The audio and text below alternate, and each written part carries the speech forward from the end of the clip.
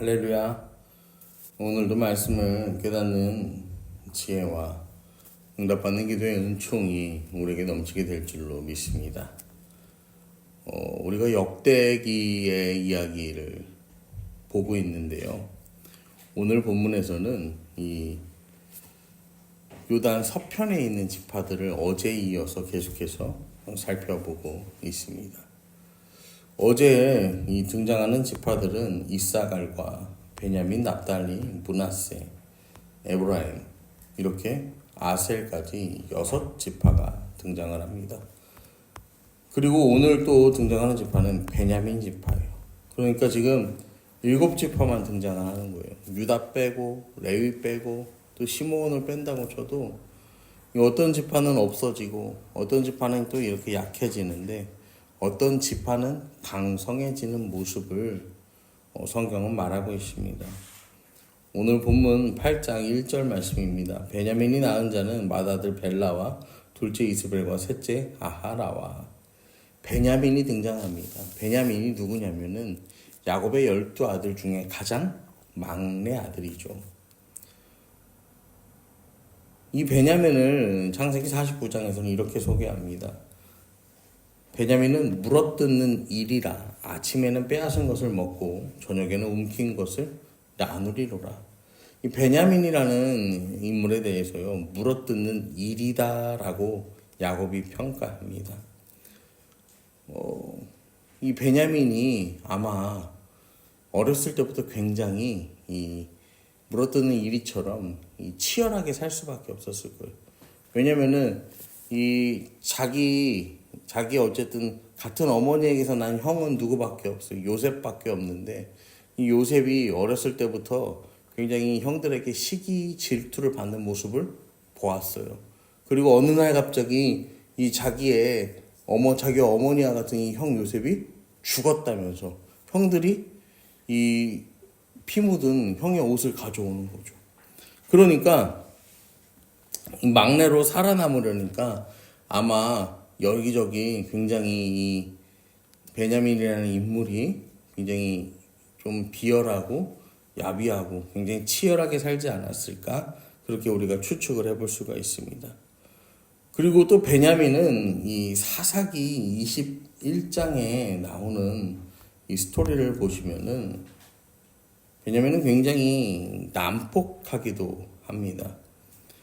이 베냐민이요, 오죽하면은 이스라엘 자손 전체와 이 싸움을 할 정도예요. 그러니까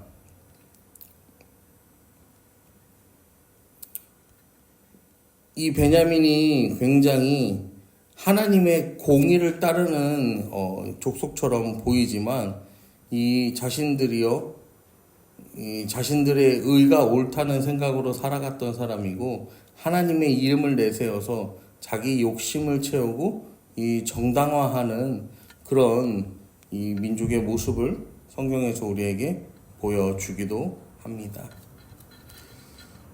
이처럼 베냐민이라는 이름은 굉장히 복을 받을 수가 없다라고 생각될 수밖에 없는 지파인데, 이 지파가 오늘 역대상 8장 말씀에 보니까 굉장히 복받은 지파의 모습으로 성경은 말하고 있어요.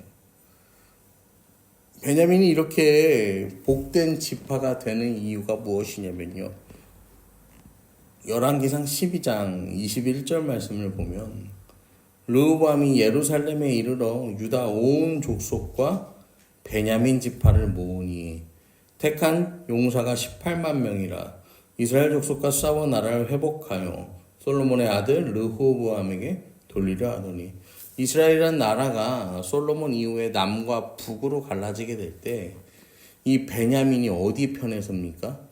이 다윗의 편에 섰다는 거예요. 르호보암의 편에 섰다는 거예요. 그래서 이 남유다를 이루는 지파가 되었다라는 거예요. 남북이 갈라지는 그 이야기에서 베냐민은 유다 편에 섭니다.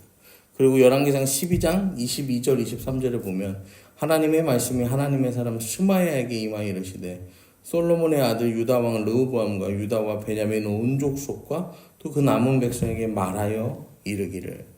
베냐민이 유다와 함께 했기 때문에 이 역대기 족보의 마지막을 기록하는 굉장히 중요한 지파가 되는 거예요. 왜냐면은 이 지파의 족보 이야기는 8장으로 끝이에요. 그러니까 이 유다의 이름으로 시작해서 이 베냐민의 이름으로 끝나는 거죠. 이 베냐민이 왜 유다와 함께 했을까요? 유다와 함께한 이유가 무엇일까요? 이 베냐민 지파의 가장 대표적인 인물은 누가 있습니까? 구약시대에서 사울이 있어요. 그리고 이 유다 지파의 가장 대표적인 인물은 다윗이에요. 사울과 다윗을 생각했을 때 이 둘은 뭐예요? 물과 기름 같은 사이인 거예요.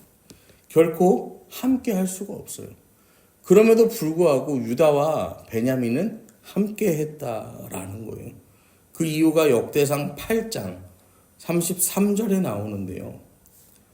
오늘 본문 33절에 보면 넬은 기스를 낳고 기스는 사울을 낳고 사울은 요나단과 말기수와 아비나답과 에스바를 낳았으며 누가 등장합니까? 요나단이 요나단 때문에 이 요나단이 하나님이 선택하신 사람 다윗을 따르기로 결정했기 때문에 다윗을 그렇게 따랐기 때문에 지금 이 베냐민의 이름이 성경에 기록될 수 있었던 거예요.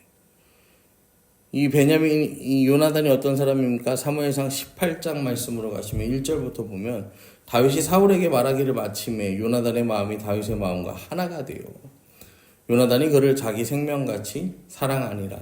그날에 사울은 다윗을 머무르게 하고 그 아버지 집으로 다시 돌아가기를 허락하지 아니하였고 요나단은 다윗을 자기 생명같이 사랑하여 더불어 언약을 맺었으며 요나단이 자기가 입었던 겉옷을 벗어 다윗에게 주었고 자기 군복과 칼과 활과 띠도 그러하였더라. 이 요나단이요 다윗을 자기 생명같이 사랑해서 더불어 언약을 맺어요. 그 다음에 자기가 입었던 겉옷, 이 갑옷, 군복, 칼과 활과 띠, 자기가 가진 이 좋은 것들을요 다 다윗에게 내어주는 거예요. 왜냐면은 야 내가 지금 왕자라고 이런 것들을 입고 이런 것들을 차고 있는데 이것을 차야 마땅한 이가 누구라는 거예요? 다윗 너다.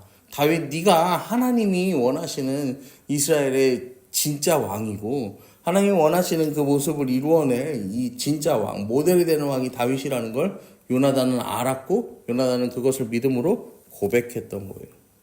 그리고 요나단이 또 누굴 낳냐면 8장 34절에 보면 아까 보았지만 요나단의 아들은 무립바알은 미가를 낳았다고 하는 이 무립바알이 누구냐면은 무비보셋의 다른 이름입니다. 왜냐면은 이 처음에 이 사사 시대를 지나서 이때까지만 해도 바알이라는 이름을 많이 썼어요. 왜냐면은 이 바알이라는 이름은 하나님이라는 뜻이 있거든요. 그러니까 그냥 우리가 아는 그 부정적 의미의 바알의 이름이 이제 나중에 덮어 씌워져서 이제 그렇게 되는 거지. 처음에는 그냥 이런 이름들이 많이 나오는 이유가 이제 족보를 보시면서 의문을 가지실 수 있어서 제가 잠깐 설명을 드린 건데, 그러면서 8장 40절에 보면 울람의 아들은 다 용감한 장사요 활을 잘 쏘는 자라. 아들과 손자가 많아 모두 150명이었더라. 베냐민의 자손들은 이러하니라. 이 베냐민의 자손들이요 물어뜯고 공격하는 이 아주 이리 같은 그 베냐민의 후손들이 성격이 굉장히 이 용맹한 하나님의 군대로 어떻게 되는 거예요? 바뀌게 되었다라는 거예요. 용사가 되었다는 거예요. 어떻게 보면 부정적 의미로 강함이 있었던 베냐민이 이제는 긍정적 의미의 강함을 가진 이 지파가 되었다라는 것이죠. 무비보셋, 이 절름발이 무비보셋의 그 가문에 일어난 역전인 거예요. 왜요? 누구 한 명의 선택 때문에? 요나단, 이 한 사람의 선택, 그 한 사람의 믿음의 선택, 믿음의 고백 때문에 이러한 일이 일어납니다. 여러분, 우리도요 베냐민처럼 남보다 인정받고 자랑할 부분이 없어요. 그런데 우리가 하나님 앞에서 의롭다 칭함을 받고 하나님 자녀가 될 수 있었던 이유가 무엇입니까? 우리가 예수님의 그 사랑 가운데, 예수님의 그 족보 가운데 우리가 들어갔기 때문에. 어떻게 해요? 우리가 그 안에서 예수를 나의 구주로 영접하고 그 예수를 믿기로 우리가 믿음의 선택을 했기 때문에 그렇습니다. 여러분, 오늘도 하나님을 우리가 온전하게 믿는 믿음으로 살아갈 때, 오늘도 우리의 이 삶 가운데 믿음의 선택을 이 하나님을 향하여 온전하게 선택하며 나아갈 때, 하나님께서는 우리 가문에요, 이 멸망한 그 사울의 집안이 무비보셋을 통하여서 다시 회복되며 이 다시 세워지는 것처럼 신앙의 역전이 일어나게 하시고, 이전의 것은 다 덮어두고 다시 새로운 역사를 출발하게 하실 줄로 믿으시기를 바랍니다. 우리의 믿음의 선택이, 오늘을 살아가는 우리의 믿음의 선택이 우리가 하나님 안에서 인정받게 하시고 높임받게 하시고 또 귀히 사용되는 인생으로 하나님께서 바꿔주심을 믿고 나아가는 저와 여러분 되기를 이 시간 간절히 축원합니다.